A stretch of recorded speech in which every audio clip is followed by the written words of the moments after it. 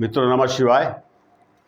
मैं ज्योतिष दैवज्ञ पंडित देवेंद्र द्विवेदी शहडोल मध्य प्रदेश से आज बहुत अच्छी जानकारी लेकर के आया हूँ। आप सभी को बहुत अच्छा लगेगा और बिल्कुल सरल भाषा में, सरल शब्दों में। आज मीन राशि, काफ़ी लंबे समय से मीन राशि परेशान चल रही है। मीन राशि के जातक जो है वो समस्याओं से घिरे हुए हैं, अनेक समस्याएं हैं। ये गोचर की बात मैं कर रहा हूं कि कोई भी ग्रह जब एक राशि से दूसरी राशि में जाते हैं तो पूरी कुंडली की रूपरेखा बदल जाती है। आज मैं मीन लग्न, मीन राशि गोचर के अनुसार बातें कर रहा हूं और बहुत अच्छी बात बता रहा हूं सरल शब्दों में। ये मीन लग्न है। मीन लग्न में गुरुदेव, गुरु बृहस्पति तीसरे भाव में गोचर कर रहे थे। तीसरे भाव में गोचर करते हुए अपना परिणाम नहीं दे पा रहे थे। आगे मैं बताऊंगा क्यों नहीं दे पा रहे थे। प्रथम चरण, साढ़े साथी का प्रथम चरण मीन राशि में 29 मार्च 2025 को समाप्त हो गया। उसके बाद दूसरा चरण आ गया। दूसरे चरण में गुरु यहां पर थे अभी हाल में 29 मार्च को, और शनि जो है मीन राशि में थे, मीन लग्न में थे। अब शनि यहां पर बैठ करके जो शनि को भी अच्छा परिणाम देना चाहिए वो नहीं दे पाए, और गुरु को जो अच्छा परिणाम देना चाहिए वो भी नहीं दे पाए। अप्रैल निकल गया, मई आधा हो गया। अब ये शनि की तीसरी दृष्टि गुरु के ऊपर पड़ रही थी तो गुरु पीड़ित हो रहे थे। गुरु का एक अपना स्वभाव है। गुरु किसी भी राशि में, किसी भी भाव में अशुभ परिणाम नहीं देते हैं। शुभता में कमी भले हो जाए। गुरु ज्ञान है, ध्यान है, आध्यात्म है, पूजा है, साधना है, विद्या है, धन है, पति, पुत्र, हम जिस भी बातों की कल्पना करते हैं वो गुरु है। और गुरु सब कुछ देने वाले होते हैं। पर गुरु इस कुंडली में तीसरे भाव में बैठ करके पीड़ित हो गए, क्योंकि शनि महाराज लग्न में बैठ करके शनि देव की तीसरी दृष्टि गुरु के ऊपर पड़ गई। अब जब शनि की तीसरी दृष्टि गुरु के ऊपर पड़ी तो गुरुदेव पीड़ित हो गए। शनि की दृष्टि ऐसे भी अच्छी नहीं होती है। शनि की दृष्टि से कोई नहीं बचा है। गुरु भी पीड़ित हो गए तो गुरु अपना परिणाम जो देना चाहिए वो नहीं दे पाए। इसके अतिरिक्त तो हुआ क्या कि राहु यहां पर पहले से बैठे थे। गोचर में यहां पर राहु मीन राशि में पहले से थे और 29 मार्च को शनि भी आ गए। तो शनि और राहु दोनों मिलकर के ये श्रापित दोष बना दिए। शनि पीड़ित हो गया, राहु के चलते शनि भी पीड़ित हो गया। और जब शनि पीड़ित हुआ तो शनि भी अपना प्रभाव देने में असमर्थ हो गए और गुरु भी अपना प्रभाव देने में असमर्थ हो गए। और शनि की तीसरी दृष्टि पड़ने के कारण और राहु की युति के कारण, साथ में रहने के कारण, दोनों ग्रह अपना परिणाम देने में असमर्थ हो गए। यहां पर एक महत्वपूर्ण बात और है कि शनि जब यहां 29 मार्च को गोचर करते हुए मीन राशि में आए तो शनि 30 माह के लिए आते हैं। 30 माह, एक राशि 30 डिग्री की होती है। तो यहां पर अभी जो है शनि महाराज 1.5 डिग्री चले हैं, तो थोड़ी सी कमजोर अवस्था है इनकी। पर एक 2 महीने बाद इनकी स्थिति बहुत अच्छी हो जाएगी। जैसे 6 डिग्री के आसपास आएंगे इनकी डिग्री अच्छी हो जाएगी और ये फल देने में शुभता प्रदान करना चालू कर देंगे। आप समझ गए होंगे कि तीसरी दृष्टि गुरु के ऊपर पड़ी तो गुरु पीड़ित, राहु साथ में है तो शनि पीड़ित। अब हो क्या रहा है कि गुरु यहां से निकल करके, तीसरे भाव से निकल करके और चौथे भाव में आ गए। 14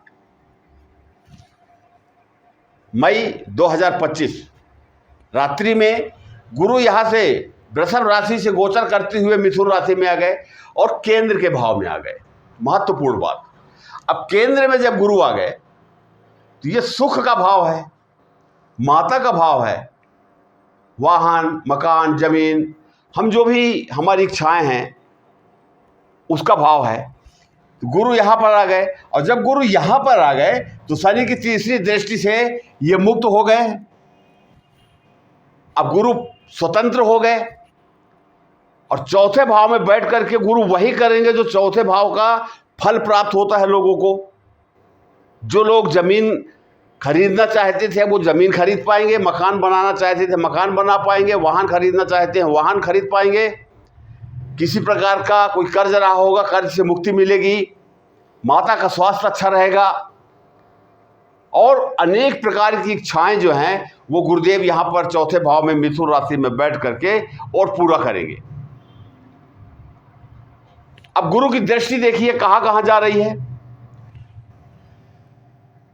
यहां पर राहु जो है 18 मई 2025 को राहु यहां से निकल करके और यहां पर आ जाएंगे द्वादश भाव में, कुंभ राशि में, शनिदेव की राशि है ये। तो यहां से जब ये निकल जाएंगे राहुदेव गोचर करते हुए, तो ये स्थिति जो है शनि यहां पर अकेले हो जाएंगे।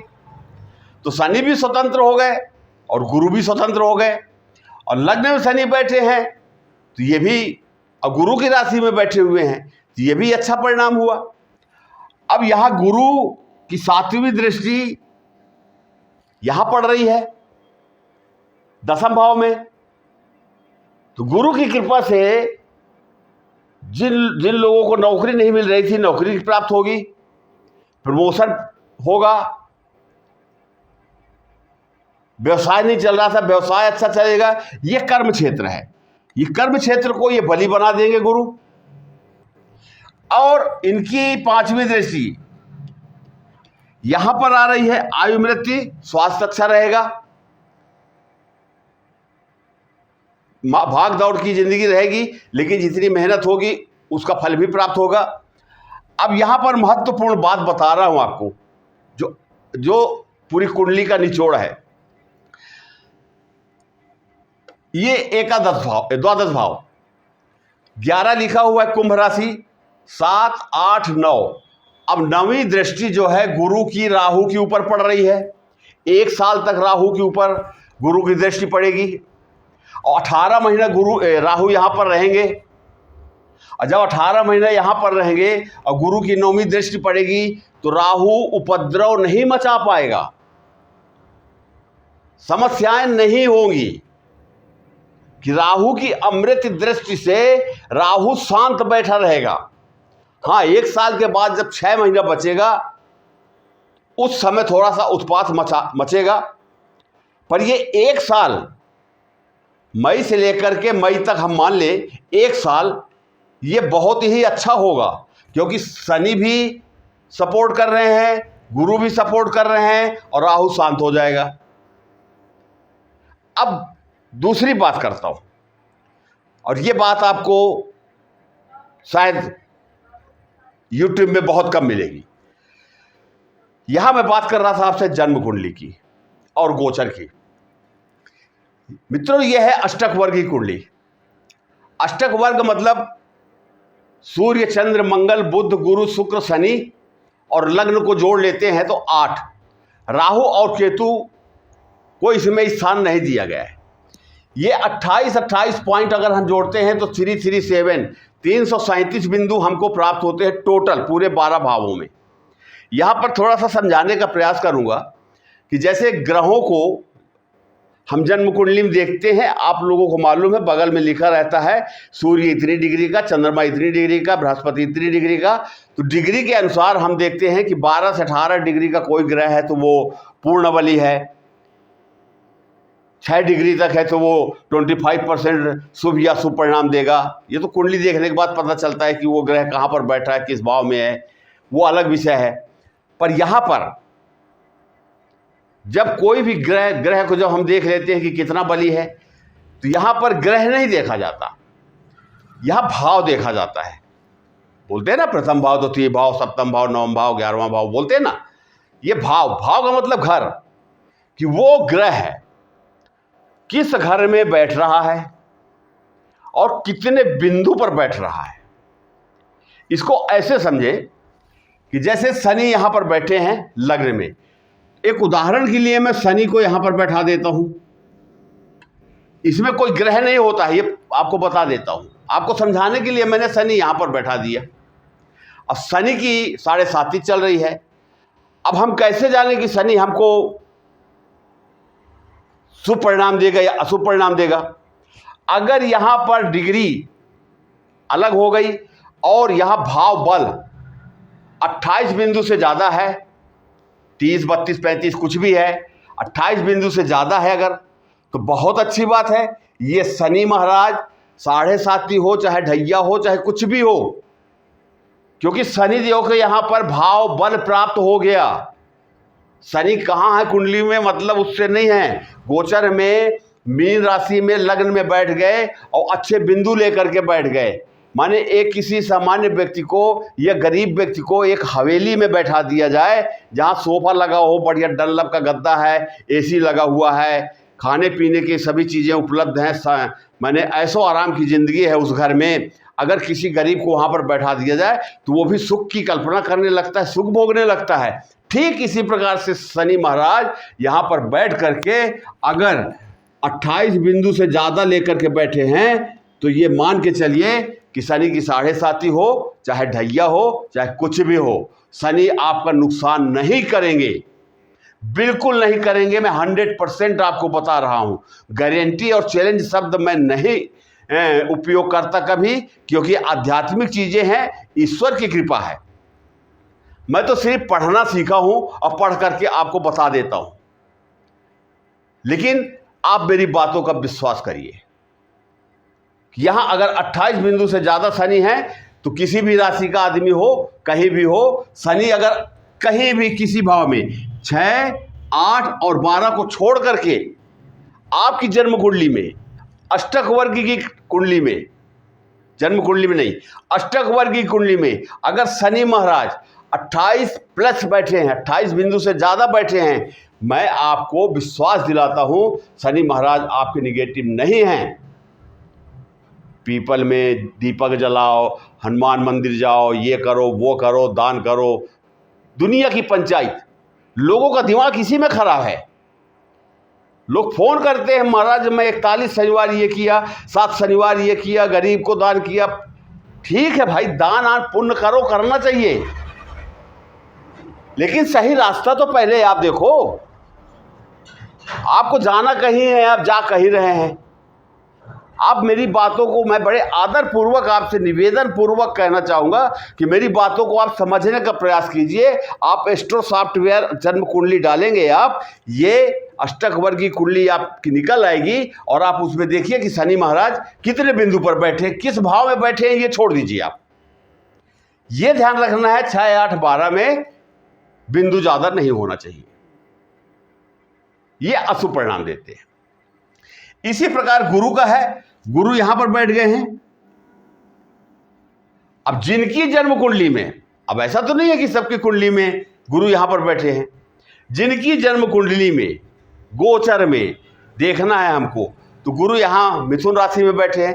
तो चौथे भाव को देखिए आप, यहां पर कितने बिंदु बैठे हैं, मान लीजिए यहां पर 29 बिंदु आ गया, अति शुभ है। तो गुरु यहां पर बैठ करके वो सब कुछ देंगे आपको, जो आप चाहते हैं, जो आपकी इच्छाएं हैं।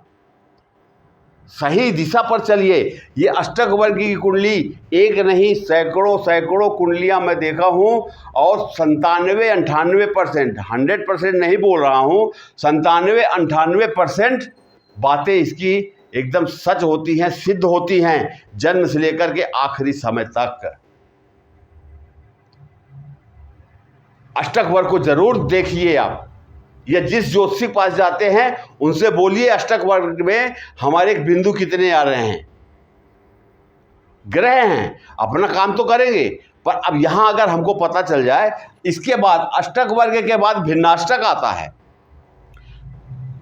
यहां तो एक एक भाव का हो गया, वहां एक ग्रह का हो गया।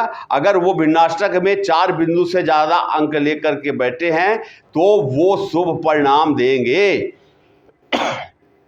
अब यहां पर मित्रों हो क्या रहा है, होता क्या है कि मान लीजिए कि गुरु यहां पर हैं या यहां पर हैं या यहां पर है, तो ये भाव बदल जाता है, लग्न का भाव अलग बदल जाता है। जैसे यहाँ सप्तम भाव में अगर गुरु बैठ गए तो ये भाव का फल अलग बदल जाएगा। माने जिस भाव में जो ग्रह बैठता है उस भाव के फलों को प्रदान करता है, उस फल की प्राप्ति होती है। और अब डिग्री तो ठीक है, डिग्री भी देखना चाहिए, लेकिन डिग्री के साथ साथ हमको अष्टक वर्ग की कुंडली में कितने बिंदु लेकर के वो ग्रह बैठा है ये देखना चाहिए। ये आपको बता दूं कि इस कुंडली को पढ़ने में और समझने में, आपसे बात करने में 1 घंटा से सवा घंटा 1.5 घंटा तक लग सकता है। आप का बचपन कैसा रहा होगा, प्रौढ़ावस्था कैसे होगा, वृद्धावस्था कैसी होगी, शिक्षा कैसी होगी, धन कितना होगा, कुटुंब से बनेगी नहीं बनेगी, परिश्रम कितना पड़ेगा, सुख साधन की सुविधाएं कितनी होंगी, विद्या बुद्धि कितनी होगी, संतान कितनी होगी, रोग शत्रु कर्जा, दाम्पत्य जीवन, आयु मृत्यु, भाग्य आपका कितना साथ देगा, कर्म क्षेत्र आपका कितना बली होगा, आप कितना धन कमाएंगे, कितना खर्चा करेंगे, कितना बचाएंगे, आप अपने जीवन में कितनी उन्नति करेंगे, सामाजिक स्तर क्या होगा आपका, वगैरह वगैरह बहुत से प्रश्न हैं। आपसे आखिरी में मैं एक प्रार्थना जरूर करूंगा। आप लोग फोन लगाते हैं, बिल्कुल लगाइए, स्वागत है आपका। वीडियो भी बनाता हूं मैं फोन लगाने के लिए, नए नए लोग संपर्क में आते हैं, अच्छा लगता है। आप सब बातें करें आप, पर जो जीवन में समस्याएं हैं उन समस्याओं को आप मुझसे ना कहें, शेयर ना करें। मैं देखूंगा कि किस ग्रह की महादशा चल रही है, किसकी प्रत्यंतर दशा चल रही है, वो शुभ परिणाम दे रहे हैं या नहीं दे रहे हैं। नहीं दे रहे हैं तो क्या करना चाहिए, और दे रहे हैं तो क्या करना चाहिए, दोनों बातें आपको मैं बताऊंगा। जन्म कुंडली भी देखूंगा, अष्टक वर्ग भी देखूंगा, गोचर भी देखूंगा और भिन्नाष्टक भी देखूंगा। ये 4 कुंडली देखने के बाद तब घंटा से 1.5 घंटा तक मैं आपसे बातें करूंगा। आप सिर्फ हाँ या नहीं में जवाब देंगे, और जब हमारी बात पूरी हो जाएगी हम आपसे स्वयं पूछेंगे कि आपके मन में और कोई जिज्ञासा हो और कोई प्रश्न शेष रह गया हो तो बताइए। पर पहले आप अपनी समस्या ना बताएं तो ज़्यादा अच्छा होगा। मैं बताऊंगा आपको, आपकी कुंडली मेरे को बताएगी, मैं आपको बताऊंगा। दूसरी प्रार्थना मेरी ये है कि इस वीडियो को, ज्ञानवर्धक वीडियो है, अधिक से अधिक इसे शेयर करें, लाइक करें, सब्सक्राइब करें। इतना सहयोग तो आप मेरे लिए कर सकते हैं। भगवान भोलेनाथ कैलाशपति आप सभी को स्वस्थ रखे, लंबी आयु दे, धन धान्य हो। इन्हीं शब्दों के साथ मैं अपनी वाणी को विराम देता हूँ। नमः शिवाय।